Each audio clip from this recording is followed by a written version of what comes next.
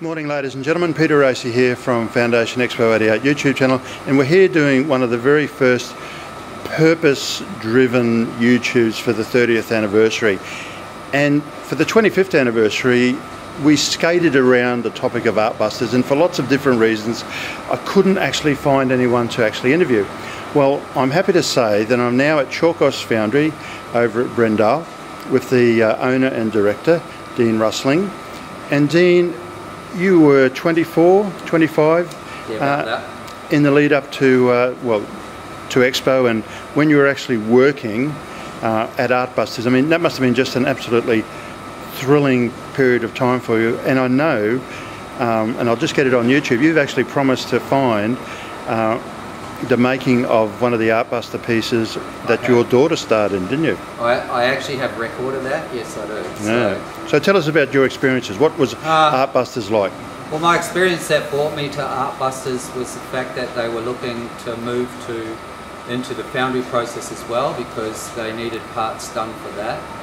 So when I moved in there, it was just an unbelievable busy place. There was people everywhere making human factor forms, making fiberglass. There was always something going on. The foundry part was more for the mouse traps that they were making for shopping centres at the time, with ball bearings and games and things like that, where people could just watch ball bearings going down ramps. But the more exciting part obviously was the human factor parts, but that needed little bits built for it as well. So yeah, it was just amazing. There was always people in there that were getting coated in plaster and ready to make models of the human factor form. The one that my daughter did, that piece went to Sydney. She was holding on to a wooden hoop and spinning it like the old days, like they used to in the games. So yeah. I wonder if it still exists. I don't know. It's a really great shame that there were 88 Artbuster pieces. Oh wow. Yep. I didn't realise there was that many. Yeah, there was. I wonder it was busy. And the Brisbane City Council ended up with 12, 13, something like that. And unfortunately, I mean, they weren't made for outdoor use, and they were put out. Well, they weren't made for permanent outdoor use. And most of the ones that the Brisbane City Council owned have actually been lost. But you and I know that there's a special function coming up in the not too distant future. And so tell us a little bit of the story about this amazing discovery that was the Brisbane City Council has made. Well, we were asked to go and quote on some human factor forms that were lying in an old cable car. And I actually thought after this period of time that nothing like that existed anymore. I remember seeing the campfire guys, and they seemed. I actually thought after this period of time that nothing like that existed anymore. I remember seeing the campfire guys, and they seem to last for ages in the city. And the problem is, as you say, Peter, they are susceptible to the air and everything outside, so they didn't last that long. But it was kind of airy and kind of fun to be in this old train carriage, because there was all these human factor figures just lying around as though they were dead. Because they're so lifelike, to sort of be in there in that dark and looking around, it was really good. It was actually good to see that someone survived. Yeah, and I think it's really great that the Lord Mayor's taken the bit between his teeth and is going to ensure that whatever ones have survived and are able to be recast will, bring that magic piece of Expo, at least a part of it, back to life. Well, the thing is, it's an era that is never going to happen again. People don't, as far as I'm concerned, people doing body casts and things like that, people don't do that anymore. They might do the odd one because they want to do a figure of their body or a pregnant person or something like that, but this sort of thing will never go on again. So this is an era of art that our generation absolutely love. The next generation, they don't even know what it is. So I figured if they got them done, reproduce them so that they're more solid, more susceptible to the weather that we have here, it would be great to see them. Yeah, well, let's hope that the bodies, as such, see the light of day.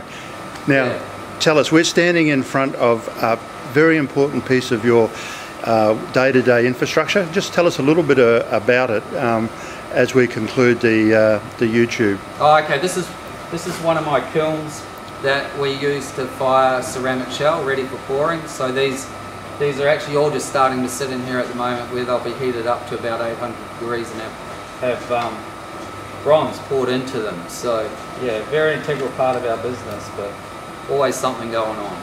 And that's obviously a use and destroy mould, isn't it? It is. It is. We pour the bronze in here, knock this shell off, and as you can see, it's actually two hands. Believe it or not, these go under a vanity in a bathroom. Oh, okay. So we do all sorts. Very expensive vanity. Yeah, very expensive vanity. Wish I had that sort of money. Yeah, same here. Now, while I remember, there is a piece at the Sleeman Centre, the skaters. Yep. And I looked at it during the 25th anniversary, and the top piece, the top skater, which is the only one surviving, I think out of memory out of three of them, is obviously got a metal frame coming up through the ham. Yep. And I am absolutely and totally sure that the metal is exploding, because it's obviously not galvanised. It is just mild steel, and the fiberglass is just letting that water in there. And I am really dead set afraid that it's just going to fall down and hit someone smack bang on the head. Yeah, I'm actually surprised with the last two. So there's three there, two have gone.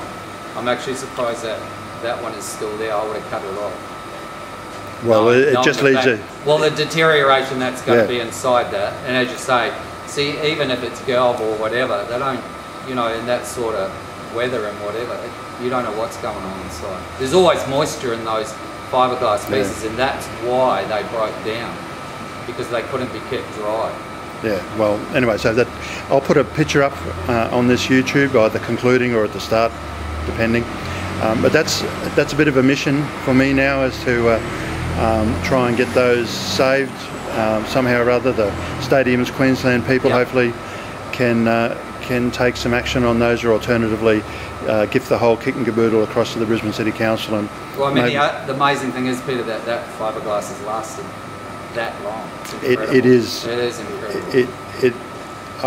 It is months away from just exploding, I suspect. It is. You can see that there's parts of the arm already started to fall off. I would imagine it can be mocked up to be a full figure again, but yeah. Oh, absolutely. And I mean, I'm sure the council are going in there doing their maintenance checks. No, it's not. It's Stadiums Queensland, so different realm. They don't have a dedicated art curators running around looking after all these things as the Brisbane City Council does, and you wouldn't expect them to either. I mean, they're a sports stadium, which just happens to have a bit of artwork stuck in it. So with that, Dean, thank you so much this morning. I hope our viewers find this of interest, and thank you and good morning.